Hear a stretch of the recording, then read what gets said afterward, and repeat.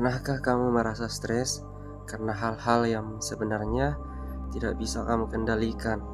Komentar orang lain, keadaan ekonomi, cuaca, kemacetan, atau bahkan masa lalu yang tidak bisa diubah. Menariknya, lebih dari 2000 tahun lalu, para filsuf Yunani telah menemukan cara menghadapi semua itu. Mereka mengembangkan sebuah filosofi yang disebut Stoikisme. Filosofi ini tidak mengajarkan kita untuk menjadi dingin atau tanpa perasaan. Sebaliknya, Stoikisme mengajarkan bagaimana tetap tenang di tengah kekacauan hidup. Hari ini kita akan membahas asal-usul Stoikisme Yunani kuno, ajaran utamanya, dan mengapa filosofi ini masih relevan hingga sekarang. Bagian 1. Apa itu Stoikisme? Stoikisme adalah aliran filsafat yang lahir di Yunani sekitar abad ke-3 sebelum Masehi. Pendiri Stoikisme adalah seorang filsuf bernama Zeno dari Citium. Menurut kisah yang terkenal, Zeno mengalami keberangkutan setelah kepalanya karam di laut. Kehilangan hampir seluruh hartanya membuat hidupnya berubah total. Dalam pencariannya memahami kehidupan, ia mulai mempelajari filsafat di Athena. Suatu hari, Zeno mengejar di sebuah serambi yang disebut Stoa Poikile atau serambi bergambar. Dari kata Stoa, inilah muncul istilah Stoikisme. Berbeda dengan banyak filsafat lain yang lebih fokus pada teori, Stoikisme sejak awal dirancang sebagai panduan praktis untuk menjalani hidup. Tujuan utamanya sederhana, bukan menjadi kaya, bukan menjadi terkenal, tetapi menjadi manusia yang bijaksana dan memiliki ketenangan batin. Bagian 2. Dikotomi kendali.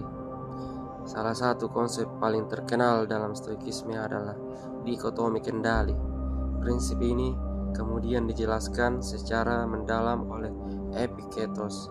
Menurutnya, dalam hidup hanya ada 2 kategori, hal-hal yang bisa kita kendalikan dan hal-hal yang tidak bisa kita kendalikan. Yang bisa kita kendalikan antara lain pikiran kita, pilihan kita, tindakan kita, sikap kita. Sedangkan yang tidak bisa kita kendalikan adalah pendapat orang lain, cuaca, masa lalu, kondisi ekonomi dunia, atau hasil akhir dari sebuah usaha. Masalahnya, banyak orang yang menghabiskan energi untuk memikirkan hal-hal yang berada di luar kendali mereka. Mereka khawatir terhadap kemungkinan yang belum tentu terjadi, marah terhadap masa lalu yang tidak bisa diubah, atau frustasi karena tidak mendapatkan hasil yang diinginkan. Stoikisme mengajarkan bahwa ketenangan muncul ketika kita memusatkan perhatian hanya pada apa yang benar-benar bisa kita kendalikan. Bayangkan seorang pemanah, ia bisa mengendalikan cara berlatih, cara membidik, dan cara melepaskan anak panah. Namun, setelah panah terlepas, arah angin bukan lagi tanggung jawabnya. Fokuslah pada usaha, lepaskan obsesi terhadap hasil. Bagian 3. Mengapa kita menderita? Para Stoik percaya bahwa penderita manusia seringkali bukan berasal dari peristiwa itu sendiri, melainkan dari penilaian kita terhadap peristiwa tersebut. Misalnya, 2 orang kehilangan pekerjaan. Yang pertama menganggapnya kehidupannya hancur. Orang kedua melihatnya sebagai kesempatan memulai sesuatu yang baru. Peristiwanya sama, tetapi makna yang diberikan berbeda. Stoikisme mengajarkan bahwa kita tidak selalu bisa memilih apa yang terjadi, namun kita bisa memilih bagaimana meresponnya. Ini adalah yang membuat kita tetap kuat bahkan ketika menghadapi kesulitan besar, karena Kekuatan sejati bukan terletak pada keadaan luar, melainkan pada karakter di dalam diri. Bagian 4. Memento Mori.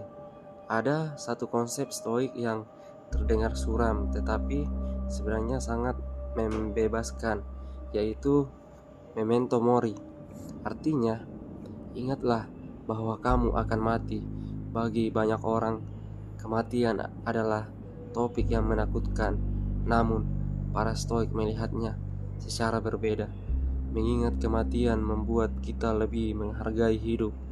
Kita berhenti menunda hal-hal penting, yang lebih menghargai waktu bersama keluarga, lebih berani mengambil keputusan yang benar, dan tidak terlalu terobsesi pada hal-hal yang sepele.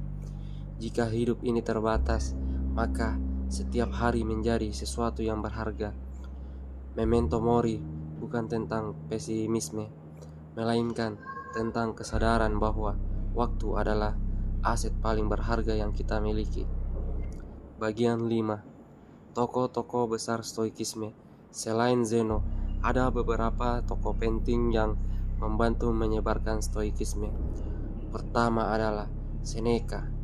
Ia adalah seorang penulis dan negarawan yang banyak menulis tentang kebijaksanaan hidup. Kemudian ada Epictetus. Yang menarik, ia lahir sebagai budak, namun melalui filsafat, ia menjadi salah satu guru stoik paling berpengaruh dalam sejarah. Dan yang paling terkenal adalah Marcus Aurelius. Marcus Aurelius adalah seorang kaisar yang memimpin salah satu kekaisaran terbesar di dunia. Meski memiliki kekuasaan yang luar biasa, ia terus mengingatkan dirinya untuk hidup sederhana, rendah hati, dan bijaksana. Catatan pribadinya kemudian menjadi buku terkenal berjudul Meditationes yang masih dibaca hingga hari ini. Setelah lebih dari 2000 tahun, stoikisme tetap bertahan karena berbicara tentang masalah yang tidak pernah berubah, ketakutan, kekecewaan, ketidakpastian, dan pencarian akan ketenangan hidup. Stoikisme mengingatkan kita bahwa kita tidak dapat mengendalikan hidup, tetapi kita dapat mengendalikan diri sendiri. Kita tidak bisa menentukan semua yang terjadi, namun kita bisa menentukan respon kita. Dan mungkin disitulah letak kebebasan sesungguhnya. Jadi, saat menghadapi masalah berikutnya, cobalah bertanya, apakah ini berada dalam kendaliku? Jika jawabannya ya, lakukan yang terbaik. Jika jawabannya tidak, belajarlah melepaskan. Karena ketenangan bukan datang ketika semua masalah hilang. Ketenangan datang ketika kita berhenti berperang melawan hal-hal yang tidak bisa kita ubah. Terima kasih sudah menonton. Jangan lupa subscribe, like, dan bagikan video ini jika kamu merasa pendapat manfaat. Sampai jumpa di video berikutnya. Oke guys.